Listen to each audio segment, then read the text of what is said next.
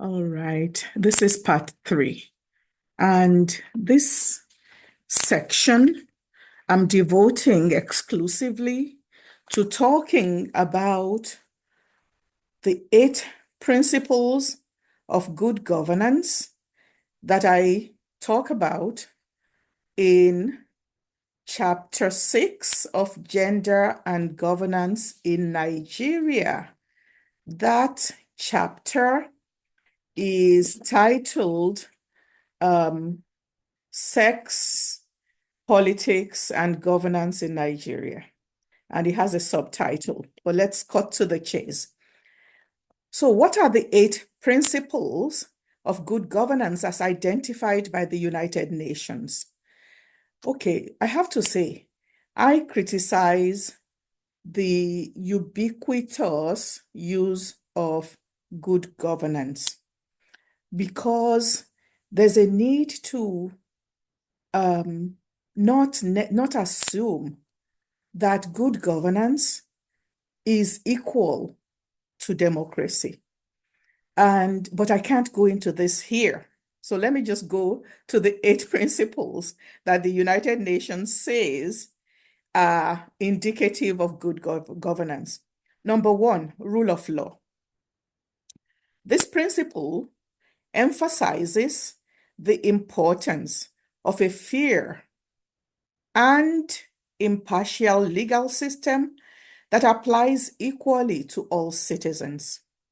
It includes the principle of supremacy of law, as well as equality before the law and accountability to the law, plus fairness in the application of the law, and separation of powers, participation in decision-making, legal certainty, avoidance of arbitrariness, and finally, procedural and legal transparency.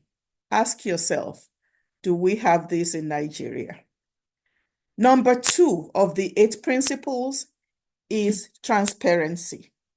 This principle refers to the openness and accessibility of government information and decision-making processes.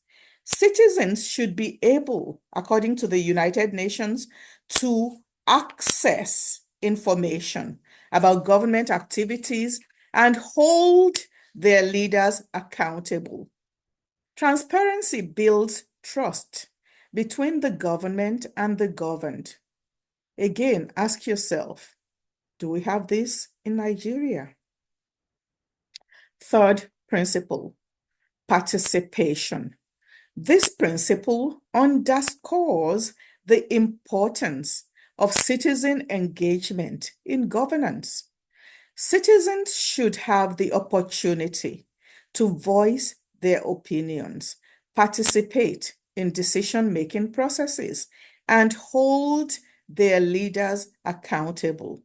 Participation can take various forms, including voting, joining civil society organizations, and engaging in public discourse. Do we have this in Nigeria? Fourth is responsiveness. This principle means that the government should be responsive to the needs and demands of its citizens. It should provide timely and effective services, address grievances, and be accountable for its actions. A responsive government is one that listens to its citizens and acts in their best interests. Do we have this in Nigeria? Another principle, consensus-oriented decision making. This principle emphasizes the importance of seeking consensus among different stakeholders when making decisions.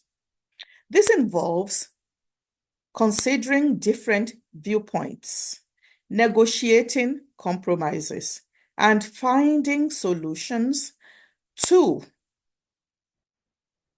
finding solutions that benefit the majority. A consensus-oriented approach promotes inclusivity and helps to build a more cohesive society. Remembering that we have over 130 million multidimensionally poor people in Nigeria, do we have consensus-oriented decision-making in Nigeria? Now, another principle, equity and inclusiveness. This principle states that all members of society should have equal opportunities and access to resources, regardless of their background or social status. This includes promoting gender equality, protecting the rights of minorities, and ensuring that the most vulnerable members of society are not left behind. An equitable and inclusive society is one that is fair and just for all. Are these the conditions we have in Nigeria? Next principle, effectiveness and efficiency. This principle refers to the ability of government to use its resources effectively and efficiently to achieve its goals. This includes providing quality public services, managing public funds responsibly, and implementing policies that deliver results. An effective and efficient government is one that is competent and capable. Do we have this in Nigeria? Next principle, accountability. This principle emphasizes the importance of holding individuals and institutions accountable for their actions. This includes mechanisms for oversight, transparency in decision-making, and consequences for wrongdoing. Accountability is essential for ensuring that the government acts in the best interests of its citizens. So do we also have this operating in Nigeria? These are the 8 principles that I enumerate and kind of integrate into the analysis in the chapter. And they provide a framework that a government that aspires to